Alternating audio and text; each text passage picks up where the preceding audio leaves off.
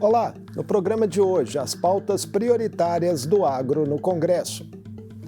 As propostas de uma das bancadas temáticas mais numerosas do parlamento para conter a inflação dos alimentos, as demandas no novo Plano Safra 2025-2026 e as diretrizes do setor para a COP30 em Belém. Eu converso com a deputada federal mineira Ana Paula Leão, do PP, vice-presidente da Frente Parlamentar da Agropecuária para a região Sudeste. Bem-vinda ao Mundo Político, deputada Ana, um prazer recebê-la. Obrigada, o prazer é meu. Deputada, já em seu primeiro mandato, como parlamentar federal, a senhora tomou posse em março agora, como vice-presidente da região Sudeste para essa frente da agropecuária e, além disso, ocupa a terceira vice-presidência da Comissão da Agricultura, Pecuária, Abastecimento e Desenvolvimento Rural, é relatora da Subcomissão Permanente do Leite e presidente da Frente Parlamentar em Apoio ao Produtor de Leite na Câmara dos Deputados. É muita coisa, né, deputada? É verdade. E essa forte ligação com o agro vem de bem antes do início da sua trajetória política? Muito antes. Eu sou filha, neta de produtor rural, a origem da minha família é de produtor rural, tanto da origem da mãe, de pai, por parte de mãe, como por parte de pai. Meus avós maternos eram produtores de café e leite, e meu avô paterno era de leite e criador de cavalo, mangalaga amassador. No sul de Minas. No sul de Minas. Uhum. Meu avô paterno era em Cruzília, no berço da raça, e o materno em Varginha. Então o agro está realmente no seu DNA, né? Enraizado. Deputada, sua base é no Triângulo Mineiro, onde o seu marido, Adelmo Leão, foi prefeito de Uberlândia por 4 mandatos, todos eles tendo ali a sua participação em secretarias. Isso. Como todas essas funções que a senhora já ocupou e hoje ocupa também ajudam na articulação de políticas que impactam diretamente aquela região? Olha, quando o Adelmo era deputado, a gente sempre trabalhou junto também. Então eu já conhecia muito da Câmara dos Deputados. E quando ele foi para ser prefeito, a gente trabalhou muito também em relação ao Executivo. Então eu conheço um pouco do Executivo e um pouco do Legislativo. E eu sou uma pessoa também extremamente municipalista, porque é no município que a gente precisa ter as coisas. A gente precisa ter saúde, a gente precisa ter educação, a gente precisa ter cultura, precisa ter esporte, infraestrutura. Então é ali que as coisas que têm que existir, não no governo federal ou no estado. Então, eu fui para Brasília já pensando nisso e como já conhecer muita coisa e não votar em coisas assim, por exemplo, porque tudo que chega em Brasília é votado, de alguma forma ou de outra. Eu acho que a gente tem que ter responsabilidade. Então, eu não posso votar projetos que vão chegar no município, vão impactar financeiramente e o governo federal não vai enviar nenhum recurso. Entendeu? Então, foi nesse sentido e também pelo agro que eu fui para Brasília e lá eu comecei a batalhar tudo. A base todinha da minha formação foi na Prefeitura Municipal de Uberlândia. E é muito diferente? A senhora tem sentido isso, os desafios de um parlamento para um poder executivo municipal? É muito diferente. O poder executivo municipal, você vive sobre um orçamento, você vai fazendo aquilo, você vê aquilo ali construir. Mas ele é moroso, porque as leis são morosas. Eu acho que tinha que ter leis mais rápidas para poder ajudar a população, porque se falta remédio, uma licitação, a culpa é do prefeito, e não é assim. Se faltou remédio, alguns casos sim, mas outros não. É a legislação que um recorreu, que aconteceu isso, que tem prazo, que tem aquilo. Então isso a gente tem que dar uma melhorada, e um dos meus objetivos foi esse também. E como deputada, eu fui lá para poder ver e melhorar essa relação também. Exportações do agro mineiro, deputada Ana, têm se mantido à frente da mineração nesse início de 2025. Qual que é o simbolismo disso para o setor, mesmo em meio a tantos gargalos que ainda existem, sobretudo na infraestrutura? Uma felicidade enorme, né? Minas, pela primeira vez, está passando na frente do minério. Eu acho que isso, o agro, passando na frente do minério. E isso é muito grande, é muito bom e muito bom para Minas Gerais também, que a gente vem se consolidando como um país... como um estado, né? Exatamente. Por exemplo, você sabia que Minas hoje a gente é o segundo lugar em tilápia? Primeiro é São Paulo, Minas tem segundo. E se Deus quiser, vamos passar. Então são avanços, né? É verdade. Com o agro. A senhora esteve aqui em BH em reuniões com o DENIT e com o DR. Né? O foco dos encontros era justamente a questão de infraestrutura, desses gargalos. O que a senhora foi tratar ali? Exatamente, fui tratar sobre infraestrutura rodoviária. Porque as nossas rodovias estão muito ruins. E a gente precisa escoar a produção. O que acontece com rodovia esburacada, ruim? A metade da produção, não, metade é muito exagerado. Mas grande parte cai no meio da rodovia. A gente perde muito com isso. Então, a gente precisa ter rodovias boas, sabe? Eu trabalho também na NTT, estou fazendo um trabalho também na NTT para a gente voltar a ter ferrovias, que isso vai baratear o agro, vai baratear a safra para levar, para buscar insumos. Um trem leva, o outro volta. Sabe, a gente precisa baratear o nosso agro. O Brasil está muito atrasado nesse aspecto de infraestrutura? Está, muito atrasado.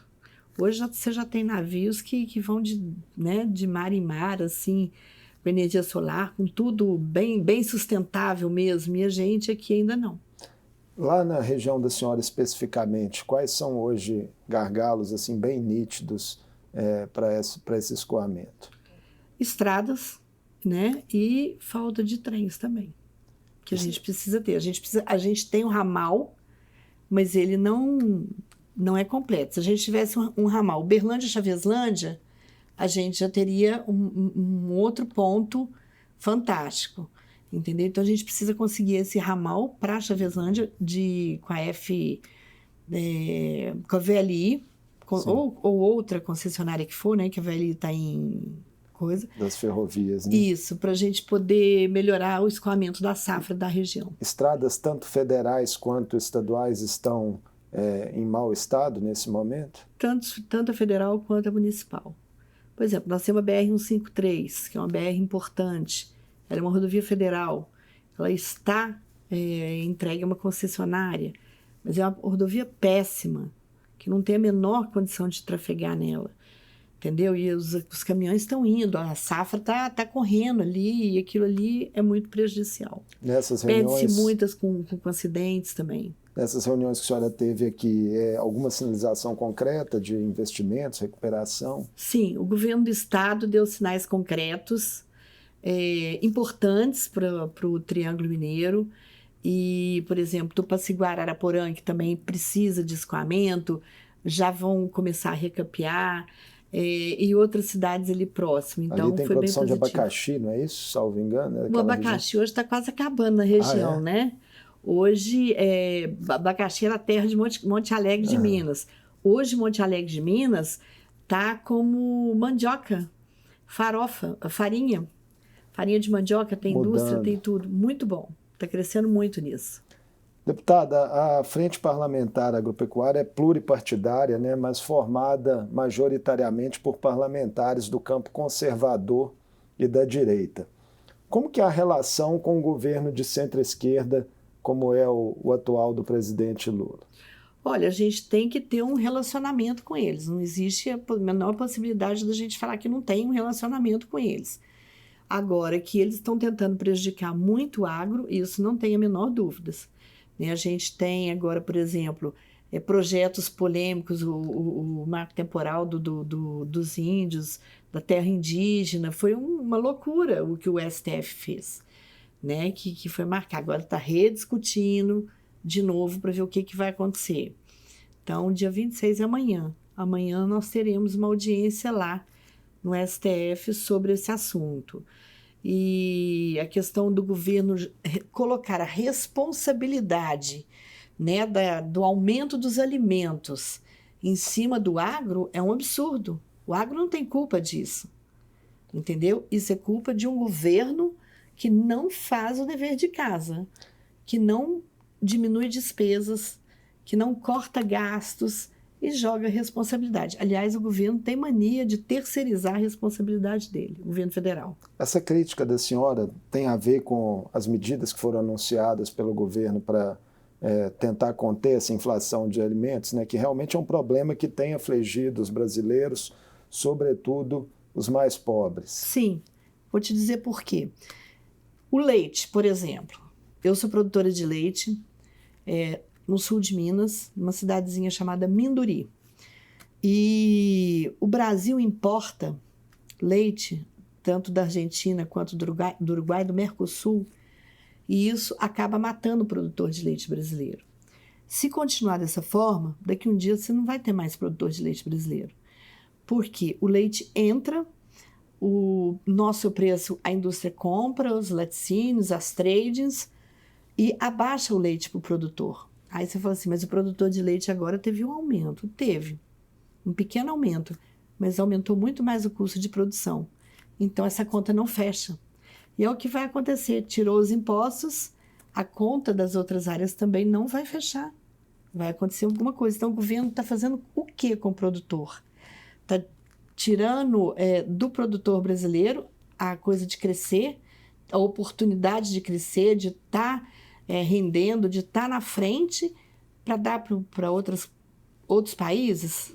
Né? Nesse pacote de medidas, né, que o governo federal anunciou, tinha outras ações ali, por exemplo, zerar as alíquotas de impostos federais cobrados sobre a cesta básica, né, além desses impostos de importação da carne, do café e de outros produtos como o leite que a senhora citou. Na leitura da senhora, nenhuma dessas medidas tem efetividade? Ou, por exemplo, a cesta básica era necessária? A cesta básica tem uma efetividade grande, era necessário, foi uma conquista da FPA que a gente colocar a carne, acrescentar a carne e acrescentar derivados do leite na cesta básica nacional, que isso é importantíssimo, são proteínas e que vale a pena, as pessoas têm que comer isso, tem que ter isso mais barato na cesta básica. Agora, de outros produtos, por exemplo, a gente tem o Rio Grande do Sul que planta arroz. O governo vem e me compra arroz de fora? Por que não comprou dos nossos produtores? Eles têm lá, não faltou arroz, a gente não tem falta de comida. Nós alimentamos o mundo e o Brasil, nós temos comida aqui dentro o suficiente. Entendeu? O governo brasileiro não precisa comprar de fora. Essa importação de todos esses elementos aqui, ela não se faz necessária? Não. Em nenhum caso, assim, a produção brasileira consegue suprir toda a demanda interna? A produção brasileira consegue suprir a demanda inteira. Do leite, a gente precisa, sim, um pouco, não a quantidade que tem sido. 2022, 23, 24, nós sofremos muito com a importação de leite, muito mesmo.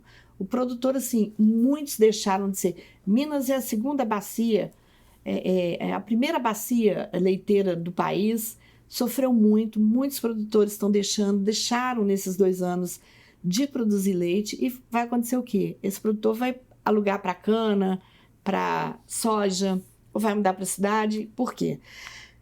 99% dos produtores de leite são pequenos produtores. Entendeu? Então, o que a gente tem que fazer? A gente tá aí falando, né? A gente vê clima, energia, um monte de inovação que tem no campo. A gente tem que fazer com que essa inovação ela chegue também nos pequenos e médios produtores. E é isso que a FPA trabalha, para que chegue lá também.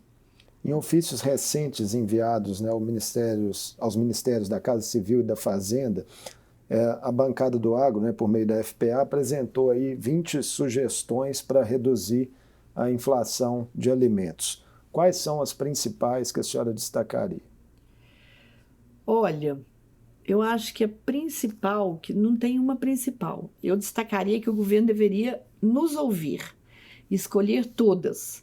Por quê? Com isso ele vai estar ajudando o brasileiro a preservar, seriam medidas viáveis, de se tomar, ele estaria ajudando não só o consumidor, como o produtor. E isso é que é mais importante, entendeu? Porque não adianta ele ajudar o consumidor e não ajudar o produtor, ele está matando uma coisa com a outra.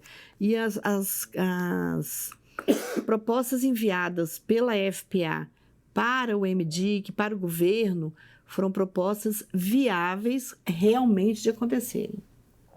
Do ponto de vista de incentivar o produtor, né, como que isso pode ser feito por outros meios diferentes dos já existentes? Olha, vamos colocar uma coisa aqui. Por exemplo, a inteligência artificial.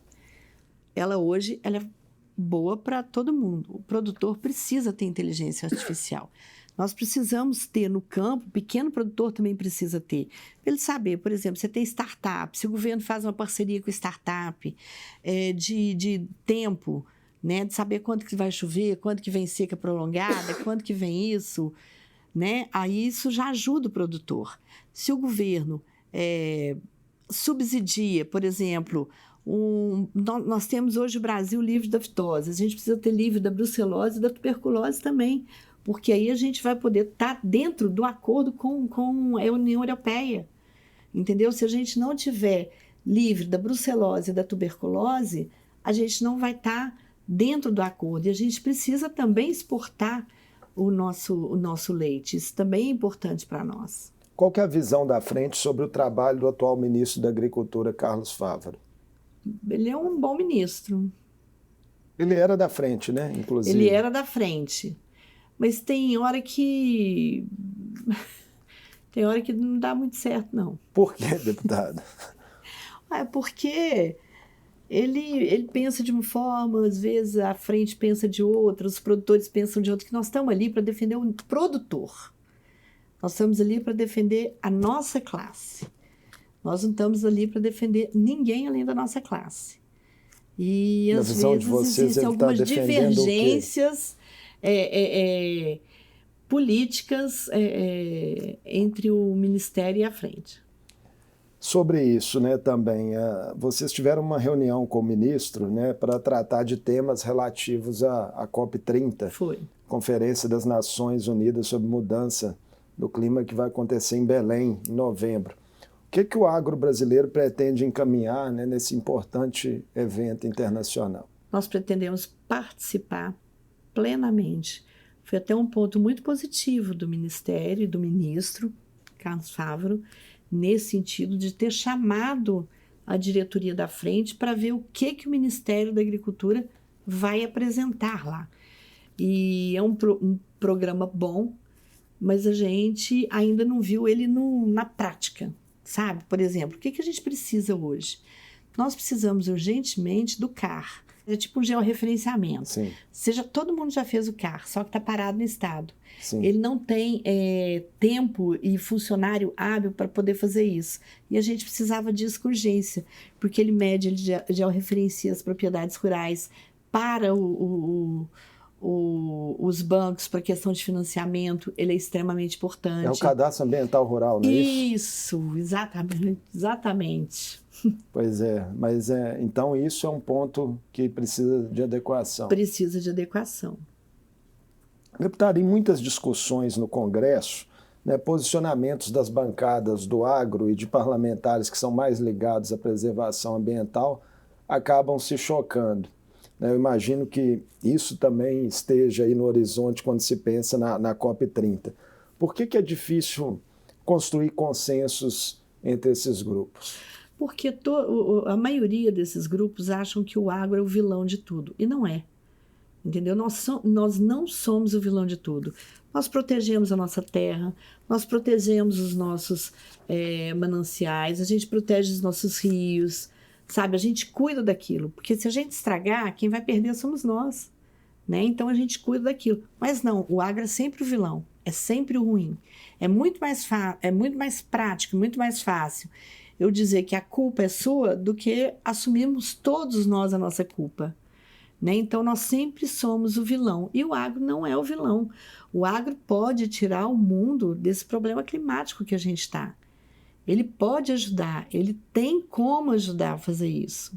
As pessoas precisam deixar a gente trabalhar. Tem uma crítica que muitos ambientalistas fazem, sobretudo de expansão da agropecuária ali em fronteiras da região amazônica, né? O agro faz algum tipo de autocrítica em relação a isso? Olha, hoje nós temos mais terras protegidas, florestas, APP mais protegidas do mundo, a nossa lei ambiental é a mais rígida do mundo, e nós temos as terras agricultáveis bem pequenas, entendeu? É o mínimo. Então, isso aí não cabe para a gente. Isso aí é uma crítica que a gente não aceita. Outras medidas, deputada Ana, anunciadas pelo governo envolvem o Plano Safra, né, com o reforço do estoque regulador da Conab, que é uma medida aí que visa garantir oferta e estabilidade, e outras questões regulatórias, por exemplo, a implantação do sistema sanitário municipalizado. Esses também são pontos de aprimoramento importantes e o que, na visão da senhora, pode ser melhorado ainda nesse plano para 2026? Vamos falar de Plano Safra e Seguro Rural.